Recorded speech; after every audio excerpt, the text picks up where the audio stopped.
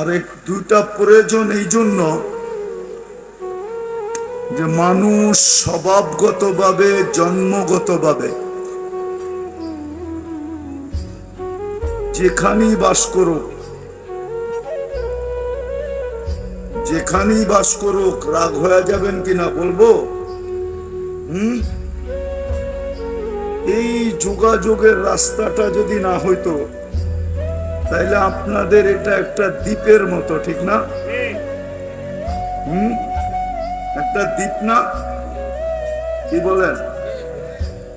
ওই যে মিনি কক্সবাজারের ব্রিজ আর রাস্তা যদি না হইতো তাহলে এটা একটা দ্বীপ না, কি বলেন?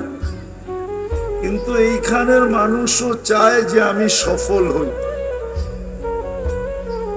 সফল বোঝেন?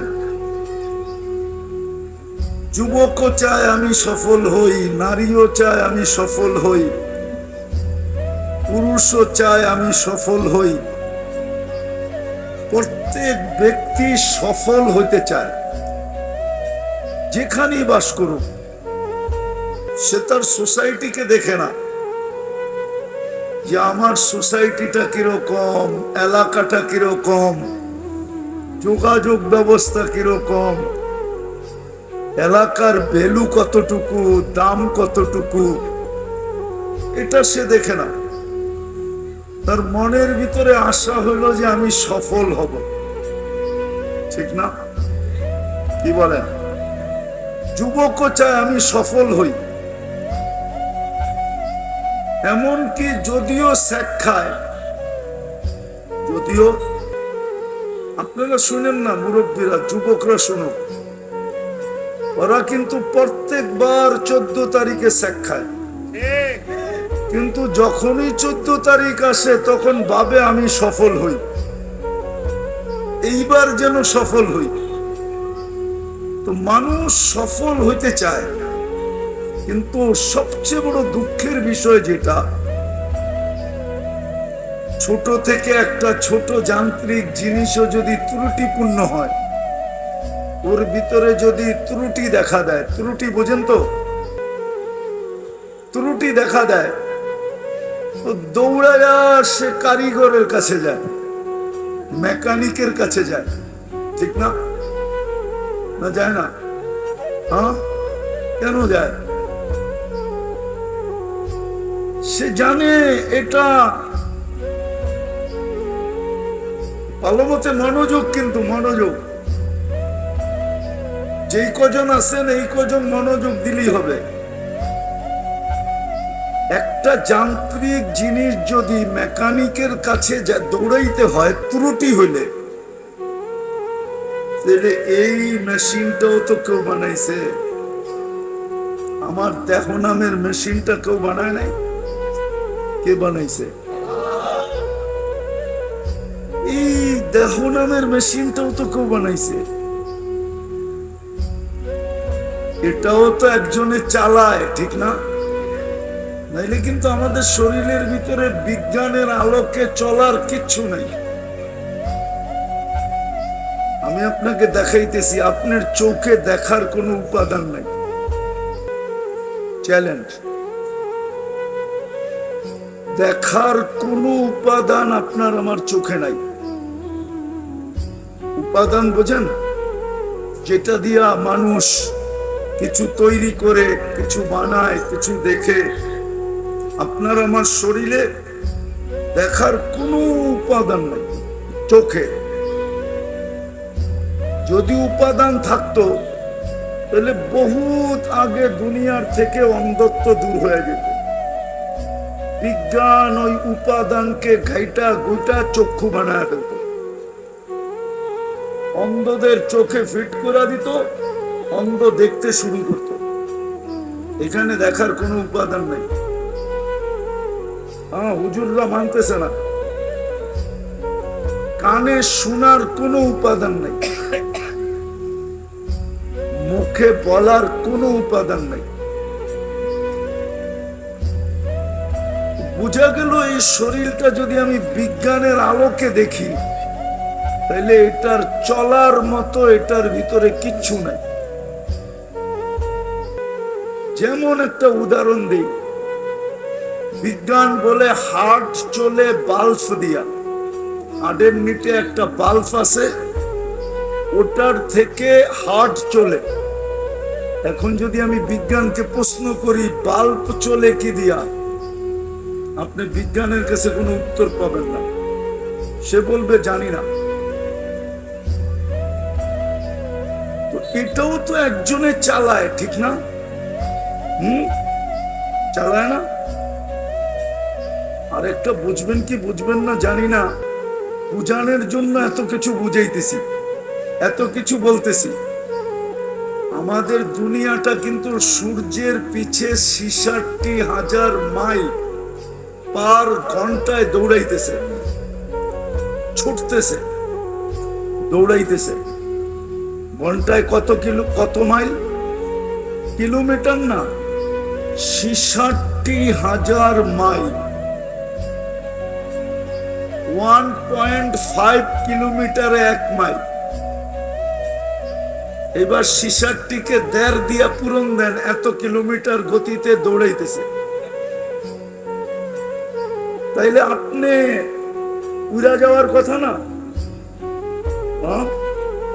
কি উড়া যাওয়ার কথা না? শুধু দৌড়াইতেছে না, আবার ঘুরতেছে। পার ঘন্টায় 1000 মাইল বেগে আমাদের এই দুনিয়াটা ঘুরতেছে। আপনাদের বিজ্ঞান বলে যেই চাকরিটা 1000 মাইল গতিতে ঘুরে, ওটার উপরেই তো আপনি লেপটি মেরা বসে আছেন। কই বাতাসও তো গায়ে লাগে না। তাইলে এই যে অবস্থা, এটা কে রাখছে? 300 কিলোমিটার বেগে বাড়ি বাতাস আসলেই তো আপনি ওই বিল্ডিং থাকবে না একটাও। অথচ দৌড়াইতেছে 66,000 মাইল গতিতে।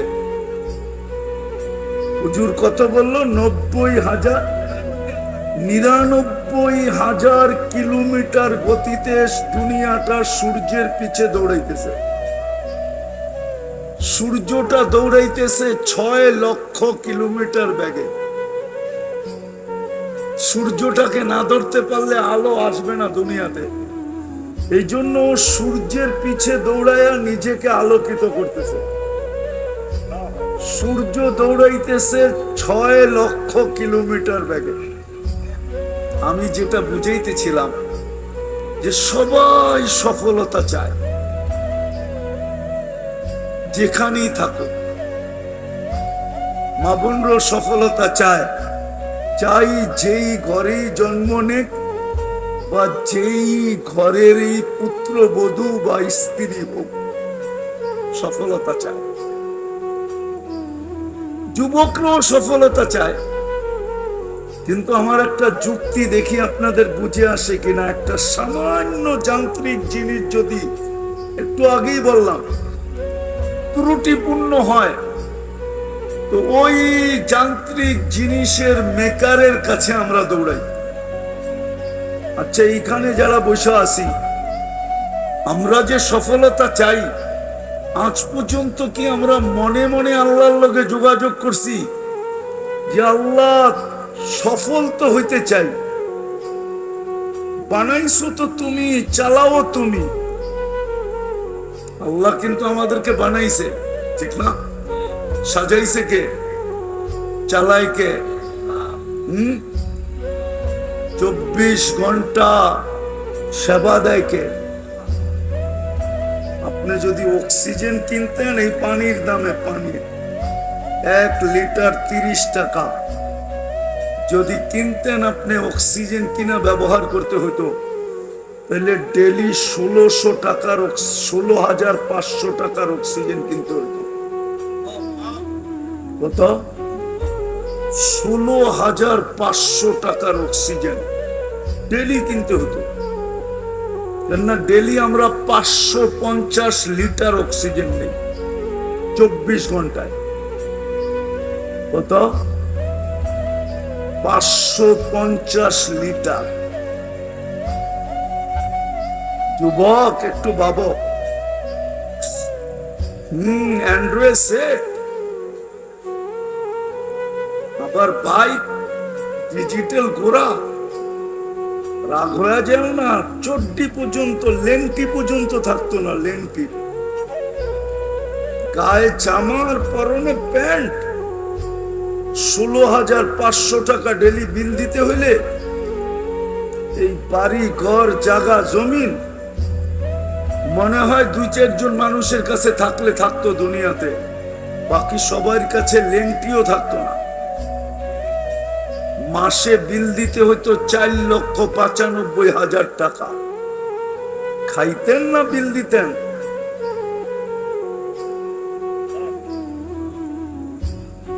এই বিল ডেলি কে দেয়? বিনা পয়সার অক্সিজেন কে দেয়? আমরা তো দূষিত করি, আল্লাহ তো পিওর করে। বিজ্ঞান তো বলে আমরা যে 550 লিটার 24 ঘন্টা নিছি ছিল অক্সিজেন, আমরা ওটাকে বানায় দিছি কার্বন ডাই অক্সাইড।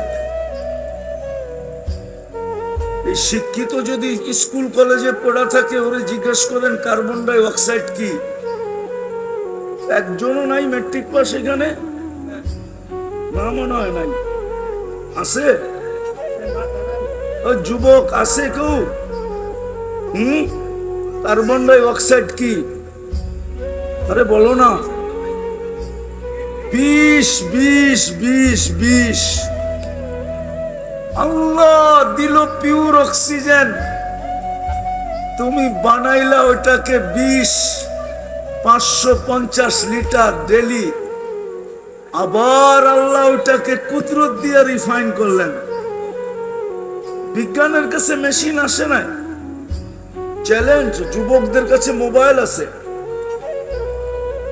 ওরা নেটে যায় জিজ্ঞেস করতে পারে গুগলকে যে কার্বন ডাই অক্সাইডকে অক্সিজেনে রূপান্তরিত করার কোন মেশিন আসছে কিনা।